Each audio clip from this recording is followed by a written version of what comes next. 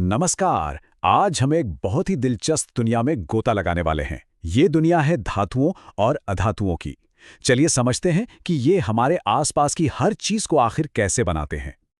कभी सोचा है कि हमारे चारों ओर की चीजें एक दूसरे से इतनी अलग क्यों होती है? मतलब एक तरफ धातु का तार है, दूसरी तरफ कोयले का टुकड़ा, या फिर एक सोने की अंगूठी। आखिर वो कौन सी बुनियादी बात है जो इन्हें एक दूसरे से इतना अनोखा बना देती है? आज हम इसी रहस्य से पर्दा उठाने वाले हैं। तो इतनी सारी अलग अलग चीजों को समझने की शुरुआत आखिर करें कहां से? अच्छा, वैज्ञानिकों ने इसके लिए एक बहुत ही शानदार तरीका निकाला है, और वो है वर्गीकरण। चलिए देखते हैं कि हमारी दुनिया को बनाने वाले इन ब्लॉक्स को कैसे बांटा गया है।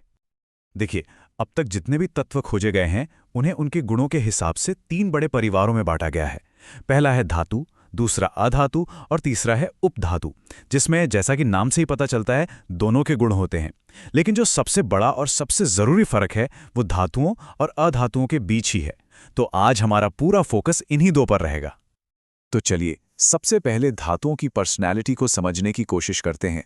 इसकी शुरुआत हम करेंगे उनके भौतिक गुणों से, मतलब वो पहली नज़र में कैसे दिखते हैं, कैसे महसूस होते हैं और उनका बर्ताव कैसा होता है।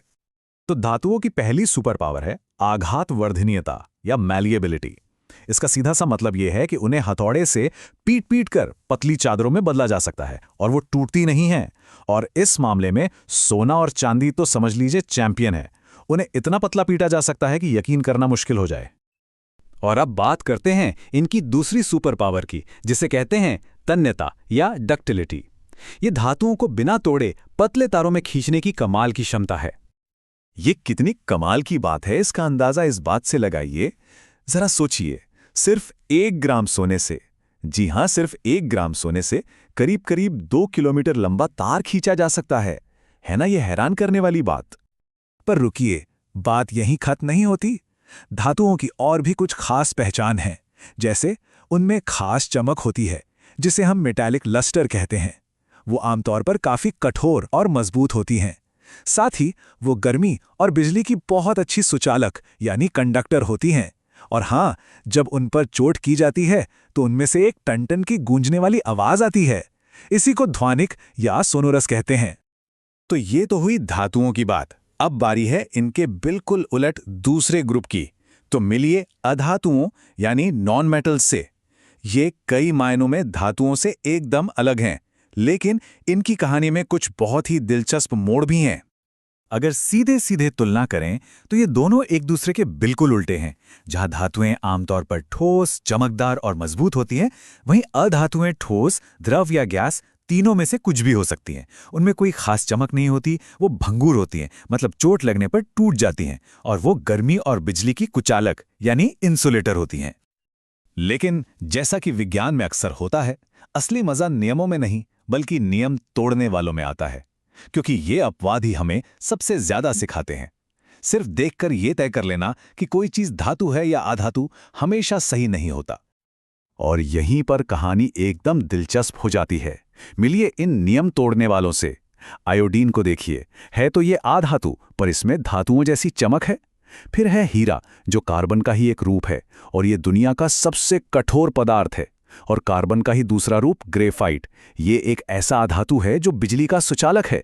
और दूसरी तरफ भी कमाल है, पारा एक धातु है, लेकिन कमरे के तापमान पर यह तरल होता है। और सोडियम और पोटेशियम, ये तो धातु होते हुए भी इतने नरम हैं कि इन्हें चाकू से काटा जा सकता है। तो अब ये बात तो साफ हो गई कि सिर्फ बाहरी रूप रंग देखकर काम नहीं चलेगा। जो असली फर्क है वो छिपा है इनके रासायनिक गुणों में। मतलब ये दूसरे तत्वों के साथ कैसे रिएक्ट करते हैं, कैसे पेश आते हैं। देखिए, रासायनिक तौर पर सारा खेल असल में इलेक्ट्रॉनों का है। धातुएं जो होती हैं वो इलेक्ट्रॉन खोना पसंद करती हैं और ऐसा करके वो पॉजिटिव आयन बनाती हैं। वहीं दूसरी तरफ अधातुएं इलेक्ट्रॉन पाना पसंद करती हैं और ऐसा करके वो नेगेटिव आयन बनाती हैं। बस यही इनका सबसे बुनियादी फर्क है। और यहीं से हम पहुंचते हैं केमिस्ट्री के एक बहुत ही जरूरी कॉन्सेप्ट पर, जिसका नाम है सक्रियता श्रेणी या एक्टिविटी सीरीज। ये समझिए कि रासायनिक प्रतिक्रियाओं के राज खोलने वाली एक चाबी है। तो ये सक्रियता श्रेणी है क्या? असल में ये एक लिस्ट है जो धातुओं को उनकी रिएक्टिविटी के हिसाब से रैंक करती है, सबसे ज्यादा रिएक्टिव से लेकर सबसे कम रिएक्टिव तक। इसे आप धातुओं की एक पावर रैंकिंग समझ सकते हैं। ये लिस्ट हमें बताती है कि कौन सी धातु कितनी ज्यादा पावरफुल है। इसका नियम बहुत सीधा है। जो धातु इस लिस्ट में ऊपर है वो अपने से नीचे वाली धातु को उसके सॉल्ट सॉल्यूशन से बाहर निकाल सकती है, मतलब उसकी जगह खुद ले सकती है। जैसे कि पोटेशियम सबसे ऊपर है तो वो सबसे ज्यादा रिएक्टिव है, और सोना सबसे नीचे है यानी सबसे कम रिएक्टिव। तो चलिए अब इस ज्ञान को टेस्ट करते हैं। जरा इस लिस्ट को देखिए और बताइए, क्या ये रिएक्शन मुमकिन है? क्या सिल्वर जिंक को जिंक नाइट्रेट के सॉल्यूशन से हटा सकता है? इसका जवाब है बिल्कुल नहीं। ये रिएक्शन नहीं हो सकता। क्यों? क्योंकि अगर हम एक्टिविटी सीरीज में देखें तो सिल्वर जिंक से काफी नीचे है। इसका मतलब है कि वो जिंक से कमजोर है और उसमें इतनी ताकत नहीं है कि वो जिंक को उसकी जगह से हटा सके। तो यहां कोई रिएक्शन नहीं होगा। चलिए अब इन सारी बातों को असली दुनिया से जोड़कर देखते हैं। अब हम बात करेंगे संक्षारण यानी कोरोजन और मिश्र धातुओं यानी एलॉयज की। संक्षारण या कोरोजन वो प्रक्रिया है जिसमें धातुएं अपने आसपास के माहौल जैसे हवा या नमी से रिएक्ट करके धीरे धीरे खराब होने लगती हैं। इसका सबसे आम उदाहरण है लोहे में जंग लगना या चांदी के बर्तनों का काला पड़ जाना। ये एक नेचुरल प्रोसेस है जिससे हम सब बचना चाहते हैं। तो फिर इसे रोकें कैसे? इसके कई तरीके हैं। सबसे आसान है पेंट, तेल या ग्रीस लगाकर एक प्रोटेक्टिव लेयर बना देना। एक और तरीका है गैल्वेनाइजेशन, जिसमें लोहे के ऊपर जिंक जैसी ज्यादा रिएक्टिव धातु की परत चढ़ा दी जाती है। इससे जिंक लोहे से पहले खुद खराब हो जाता है और लोहा बच जाता है। और एक बहुत ही स्मार्ट तरीका है धातुओं को आपस में मिलाकर कुछ नया और बेहतर बना लेना। और इसी स्मार्ट तरीके को हम कहते हैं मिश्र धातु या एलॉय बनाना। ये दो या दो से ज्यादा धातुओं का या कभी-कभी एक धातु और एक अधातु का मिक्सचर होता है। ऐसा क्यों करते हैं? ताकि उनकी मजबूती बढ़ाई जा सके या उन्हें जंग लगने से बचाया जा सके। जैसे पीतल जो तांबे और जिंक से बनता है, या कांसा जो तांबे और टिन को मिलाकर बनता है।